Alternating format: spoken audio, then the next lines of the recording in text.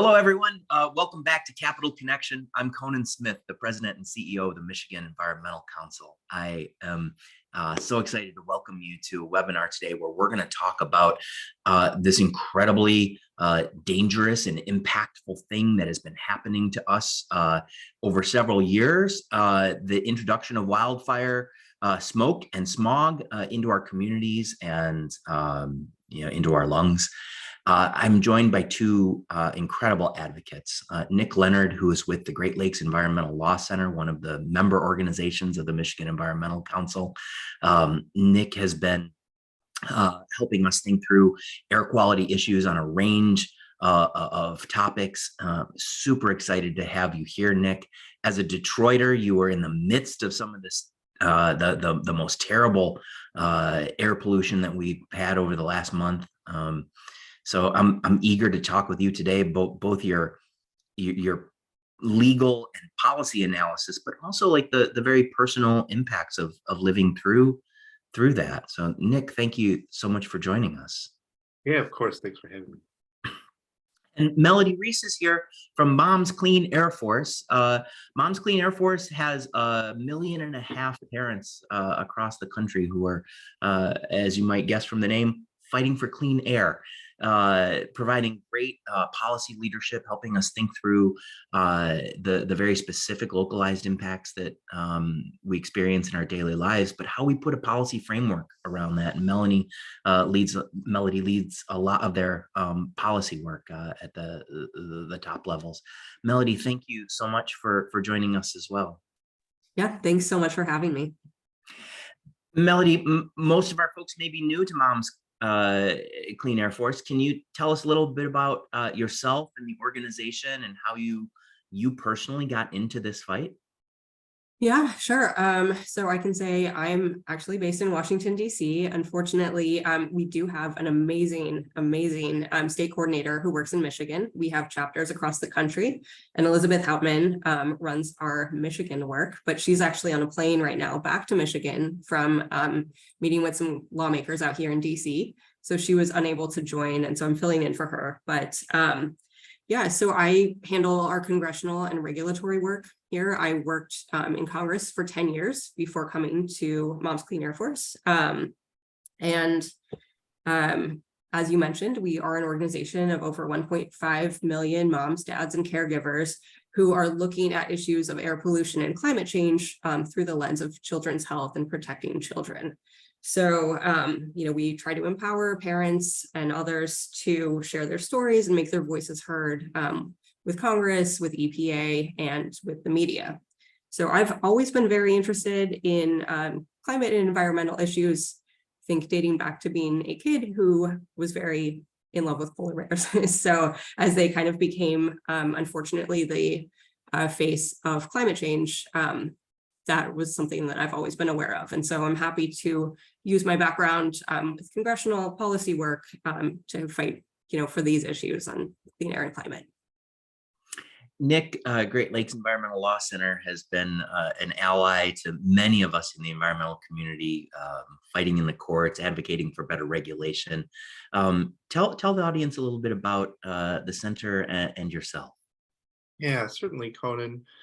So at the Great Lakes Environmental Law Center, we really seek to further environmental justice in the state of Michigan by basically providing legal and policy services to residents in impacted communities, to environmental organizations, and to policymakers to create better regulatory decisions, better regulations, better laws to further environmental justice.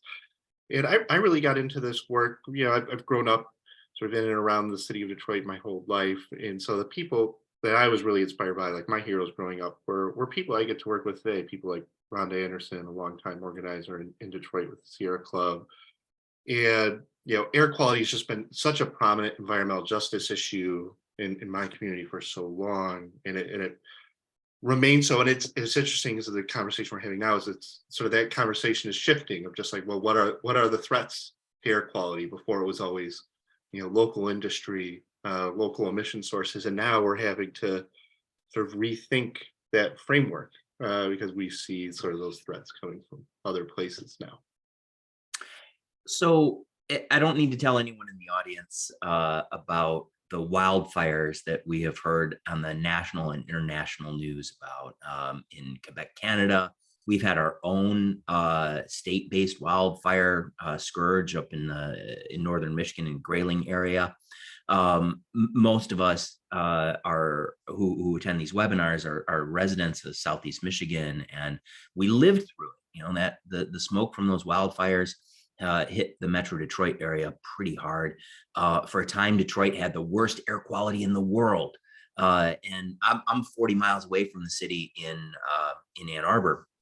And we had an air quality index of 158, you know, and we're usually down in the 10 range.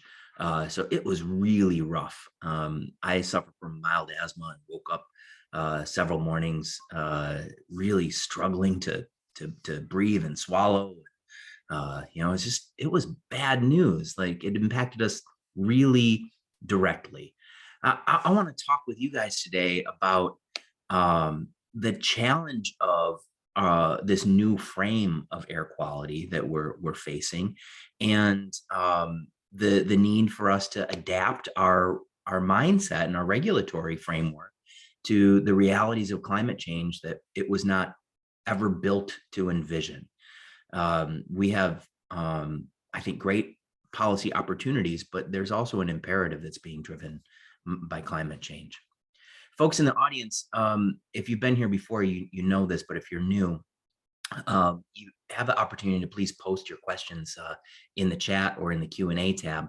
We'll do our best to get to them through the course of this conversation, but if we don't, Bo Brockett on our team will follow up with Melody and with Nick, and we'll make sure your questions get answered by email after that. So let's kick it off with just a conversation about last week's wildfire pollution. So it brought this question of air quality to the forefront of our minds. Melody, Nick, what were some of the things that you noticed about these wildfires, their effects, and the coverage that they generated? Sure. I definitely noticed the wildfires here in DC. I think we also had the unfortunate distinction of the worst air quality in the world for a little while. I can tell you in my neighborhood, the air quality index was actually 320 at one point, which was nothing I'd ever seen before. You know, I occasionally get air quality alerts, usually in the summer, for ozone pollution on my phone, that it's a code orange day or a code red day. And because I know that and I've seen the alert, I can, you know, adjust, you know, the time I'm spending outside.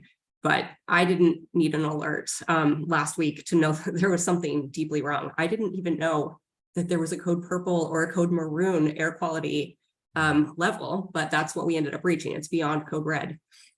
I put on a mask when I had to run a quick errand, and, you know, that kept me from breathing in too much smoke, but it was still a little noticeable. And it didn't even occur to me that my eyes would start watering. So that was another just really visceral, tangible experience with that level of air pollution. So I think, you know, that was a real wake-up call for a lot of people. I think it brought home, you know, we hear about climate change, and, you know, these events like wildfires can be linked to climate change, which drives a longer and more intense wildfire season. I think a lot of us know, kind of in the back of our minds, yeah, we'll probably be affected by it at some point, but this really brought that home, and the air pollution as well. Just it's at our doorstep, and this is something that we're going to have to deal with. I saw, you know, I definitely live in kind of a bubble of air pollution advocates and people fighting for environmental quality and improvements. So I was actually pretty pleased with the media coverage that I saw. I saw a lot of people that seemed to be very concerned about safety and really feeling like urgent change is required. So I don't know if that's the case everywhere with all of the media coverage, but I think there's a greater sense of urgency that we need to respond to. I made a tactical error here, a definite webinar no-no, which is to bring up data without any context. Sorry. So let me take a second and just share with folks. When we talk about these air quality index numbers, that's on a scale from 0 to 500.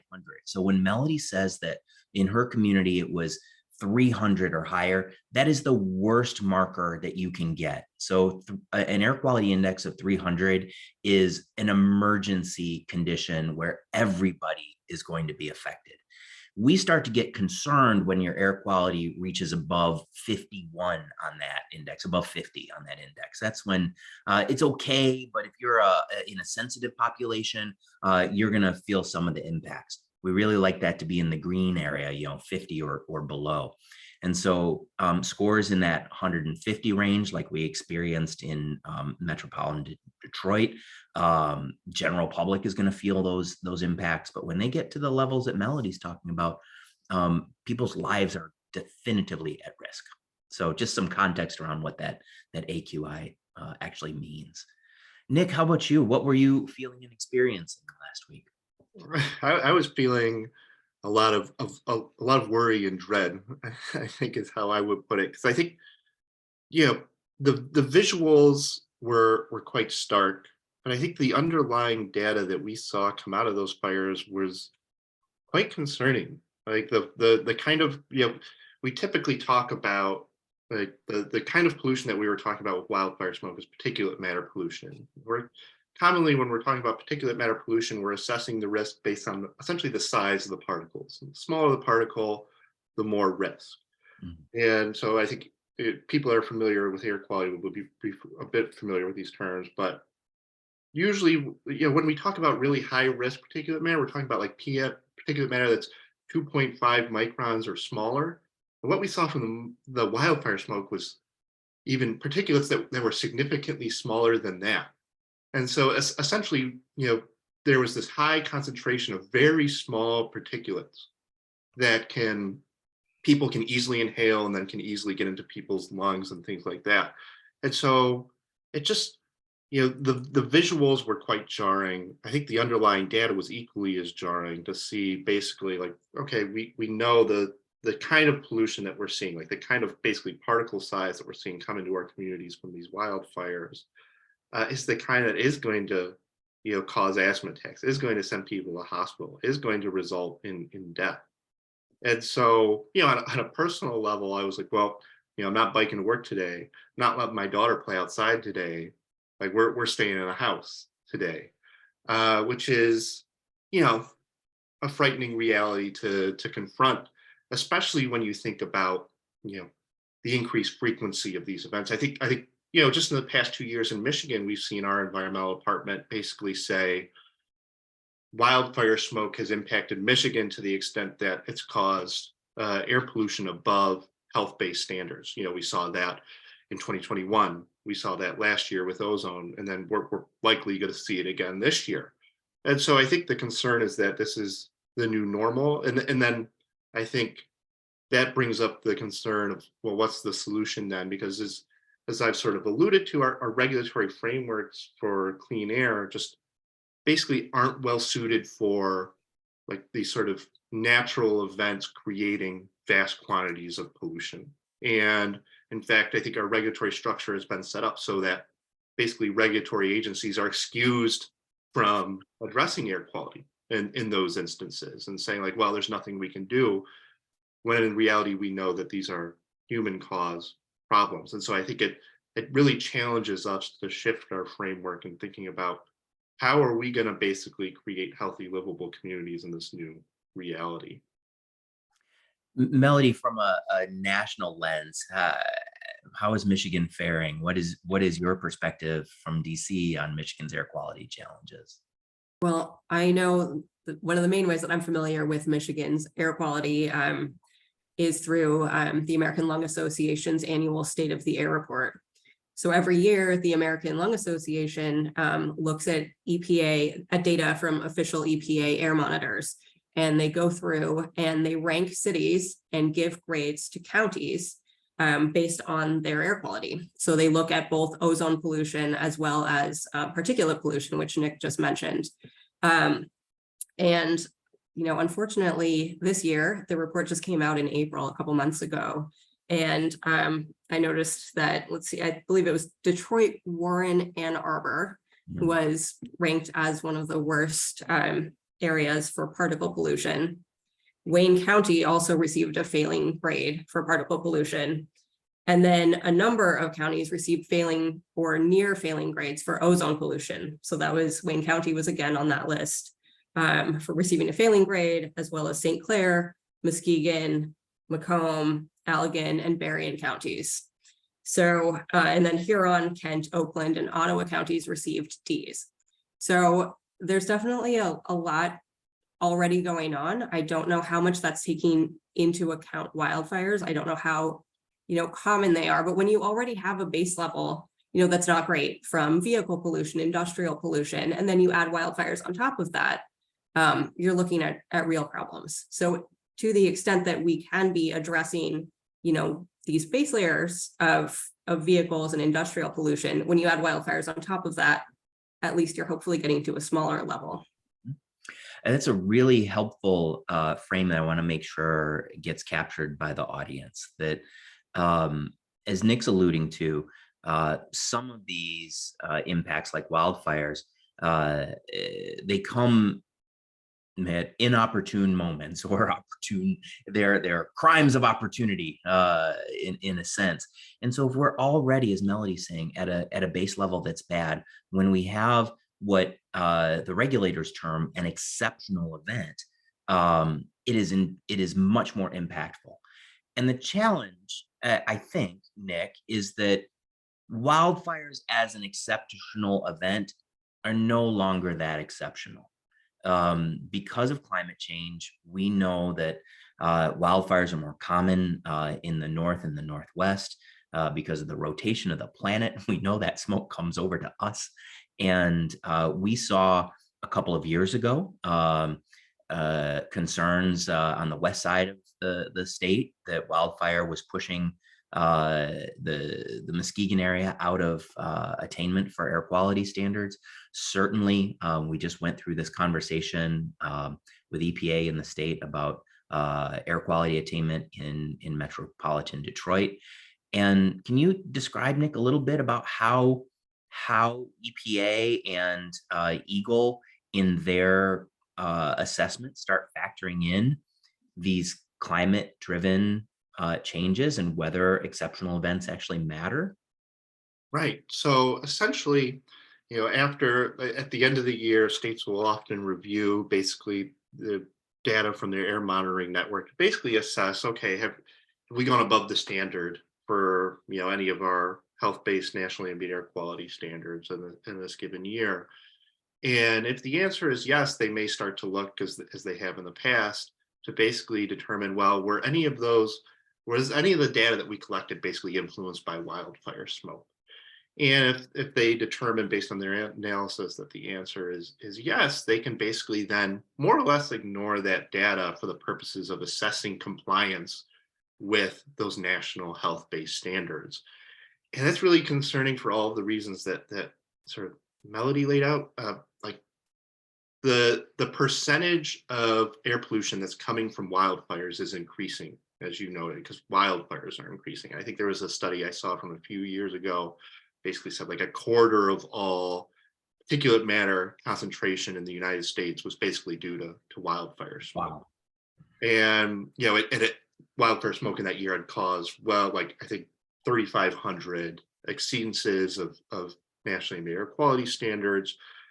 And as we're noting, that's not getting better. That's getting worse. And there's really no way, right, to regulate wildfires other than really big climate legislation. It's not like you can sort of slap an emissions limit on it like you can at a steel mill or a car tailpipe or something like that. Like you burn 10 trees. That's it. That's like that smoke is coming. And so then the question becomes, well, basically, what are our state agencies and the EPA going to do to protect people?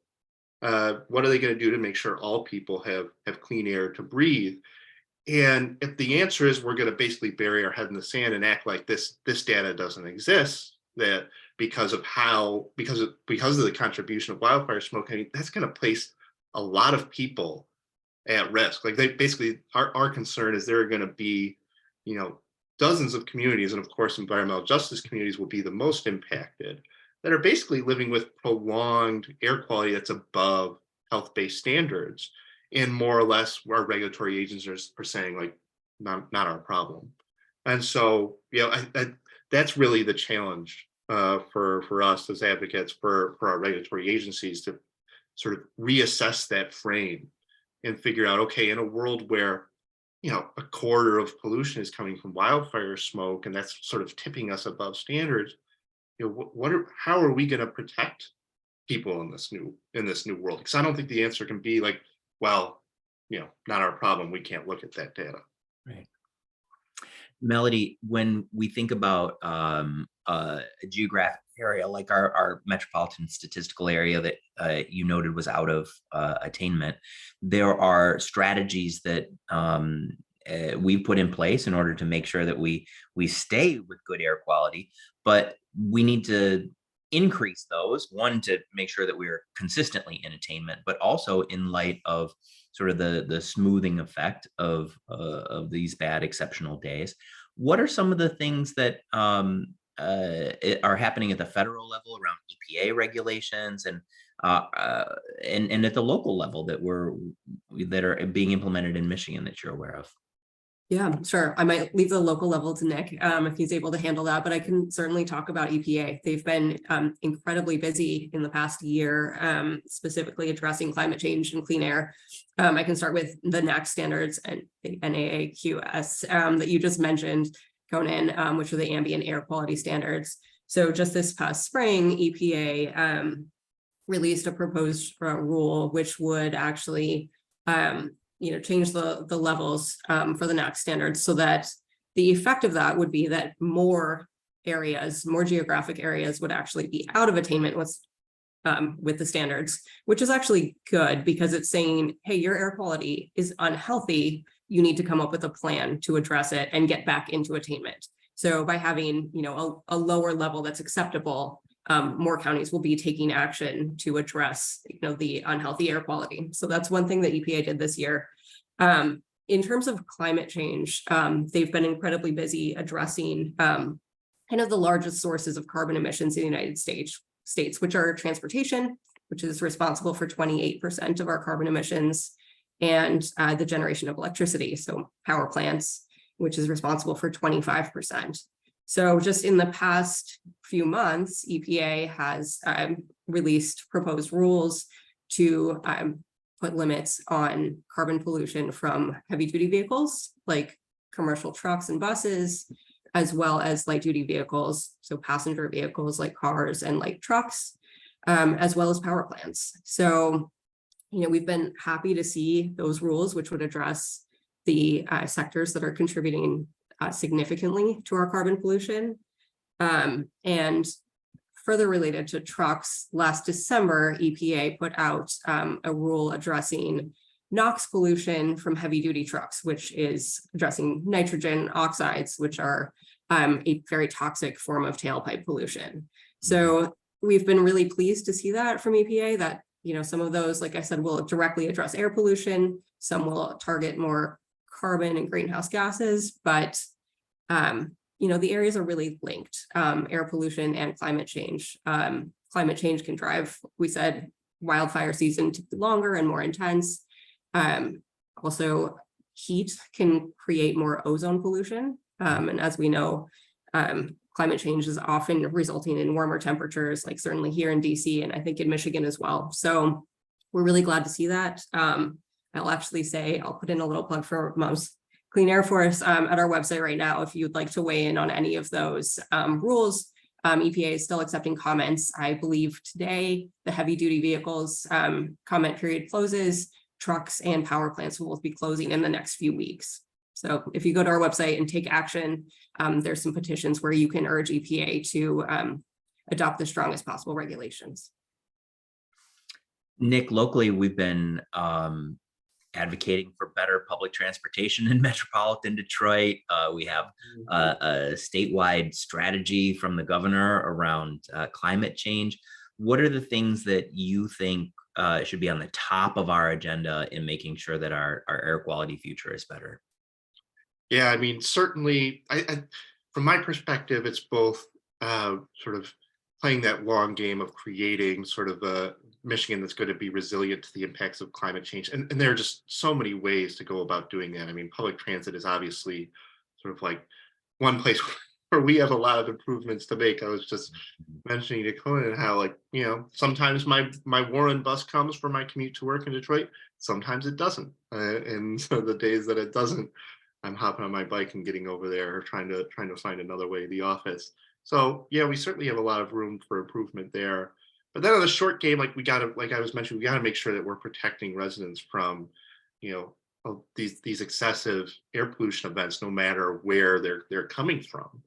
And there's only so much Michigan can do on it, because obviously, that implicates the realities of the global problem that is climate change, when air pollution is coming from Canadian wildfires.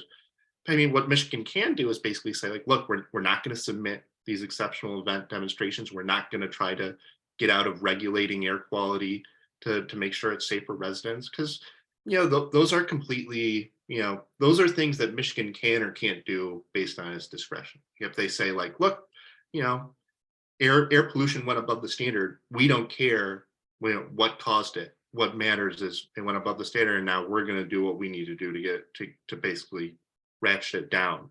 Because, like I said, this is going to get worse, and so we don't want Michigan to be in the business of saying, like, not our problem. It needs to be in the business of protecting its residents.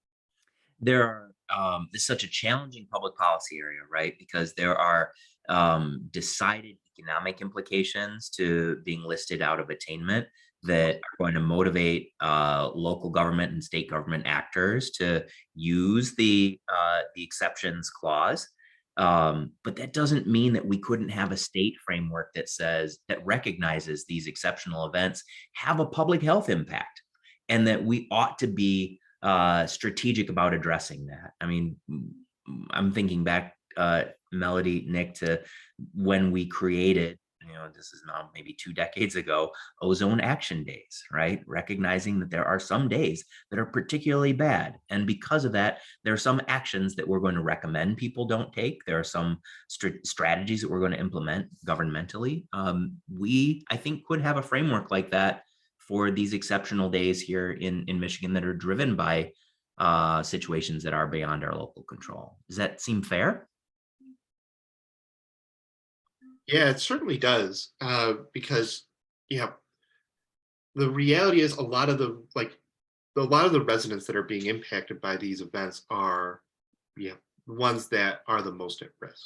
Like, for example, the exceptional event that state of Michigan submitted last year for high ozone pollution at the East 7 Mile monitor. I mean, just 3 miles from that monitor is the zip code with the highest asthma hospitalization rate in the state of Michigan. An asthma hospitalization rate that's 4 times the state average. And so you're right, kind of like, being in non-attainment, like not being able to exclude that data from a regulatory perspective, creates these economic costs for regulated industries. But at the same time, the answer for residents can't be, well, sorry, your air quality is above the standard, but it's not our problem. There has to be something else that the state is doing, and whether it's, we're not going to submit these exceptional event regulation demonstrations, so we're going to ratchet, so we're going to more tightly regulate industry, or we're going to have something else to provide services to those residents, something to basically address what the reality in Detroit right now is, that the asthma disparity is growing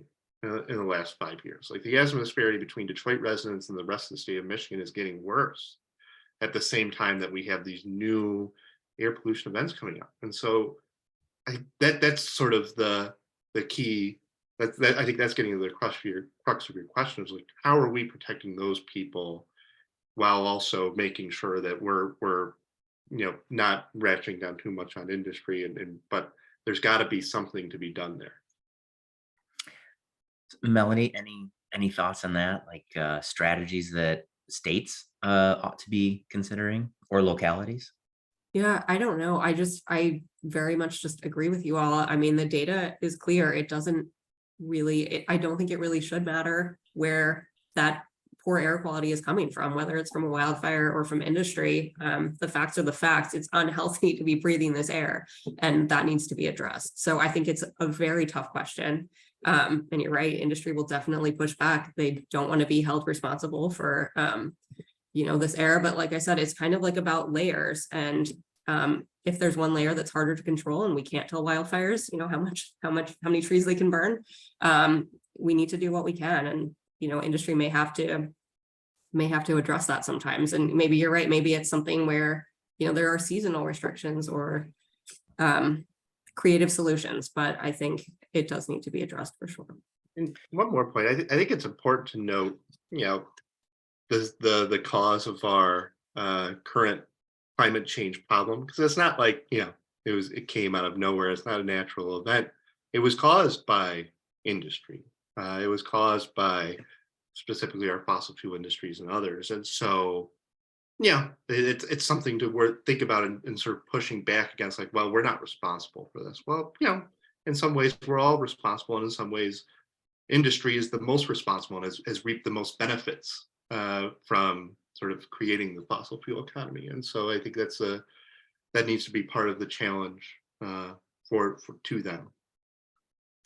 Last week, I sat with Representative Jennifer Hill from the Upper Peninsula, and she broke my heart telling a story about standing on the Lake Superior lakeshore, looking up at the sky and not being able to see the stars.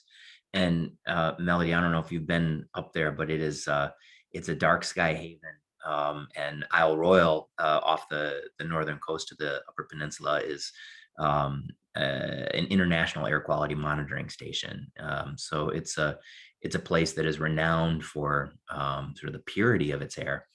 And for her not to be able to see the sky in its full beauty was heart-wrenching. So this is really tough on folks. We have some folks on the webinar who are from the Upper Peninsula. One of them was asking about like masking recommendations, and I'm not a public health expert, but I'll tell you this. What we do know is that wearing an N95 or KN95 mask during particulate events it is really important for your lungs. Just like it was in COVID, like put that mask on. Make sure you're protecting yourself from the particulate matter and the smoke. Also, when you're indoors, you can regulate your indoor air quality as well. Close the windows, don't let the smoke in. Make sure your furnace filter has been changed. So if you're using your furnace to heat your house, you don't want to be recirculating that particulate matter through your home. Make sure it gets captured by a furnace. And if it's warm out, you might consider running the fan in your house and circulating your indoor air through that filter as well. So some simple techniques to help protect yourself when we face these kinds of situations. And then know folks like Moms Demand Clean Air. I did that wrong, Melody. Clean Air Force. Sorry, I'm like, wait, no, that's the wrong group. Love my mom. Love all moms. Moms Clean Air Force, Great Lakes Environmental Law Center, and the Michigan Environmental Council are all going to be working collaboratively around the public policy framework and the interventions that we can do at the federal, state, and local level to fight this challenge as it arises. Melody, Nick, thank you so much for being with us today. It's been a really interesting, great conversation. Of course, thank you. Thank you.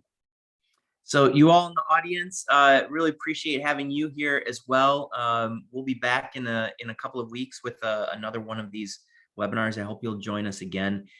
In the meantime, look for an email from Bo Brockett with a video copy of the webinar if you want to revisit any of the discussion. And if you posted a question in the chat or in the Q&A that we didn't get to, we'll tackle it there and follow up with you. Other than that, I wish you all a very happy weekend. I hope that you have an enjoyable time, get some time with family, enjoy what looks to be a nice, mild opening salvo to what is going to be a very hot week. So Nick, Melody, thank you so much for being here. Guests out there, we'll see you next time on Capital Connection. Thanks so much and take care.